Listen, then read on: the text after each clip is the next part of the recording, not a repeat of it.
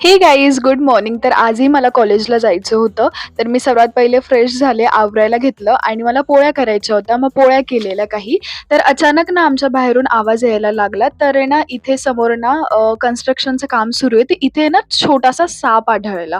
तर मग मी ते ना बघायला निघून गेलेले आणि आहे ना मी मी हे विसरले होते, की मी दूध तापवायला ठेवलं होतं आणि ते मी त्याच्याकडे न लक्ष देता एकदम साप बघण्यासाठी एकदम बाहेर आली. तर हे बघा काय झालं आई देवा!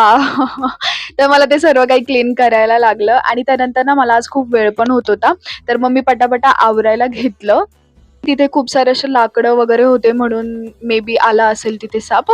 तर त्यांनी त्याला कुठेतरी गायब केलं काय माहिती. त्यानंतर आजही मी ब्रेकफास्टमध्ये मिल्कशेक घेतलेला आणि मध्ये मग निघाले कॉलेजला. मध्ये पाऊसही लागला आणि मग 2 लेक्चरनंतर ब्रेक झाला. लंच केलं मी. लंचमध्ये मी आज वांग्याची भाजी आणली होती, जे की खूप टेस्टी झाली होती. मम्मीने केली होती.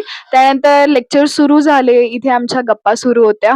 गप्पा मारल्या. ते मी शूट केलेलं थोडंसं आणि त्यानंतर झाले लेक्चर. मी घरी यायला निघाले आणि ना आज मध्ये मला थांबायचं होतं कारण मम्मीचं काहीतरी काम होतं. तिने मला काहीतरी आणायला लावलं होतं. दगडू तेलीमधनं तिला काहीतरी सामान घ्यायचं होतं. तर मग मी मध्ये उतरली, तिचं सामान घेतलं आणि तिचं नेहमीचंच असतं कधी ना कधी ती मला काही ना काही सांगतच असते, "हे घेऊन ये, ते घेऊन ये."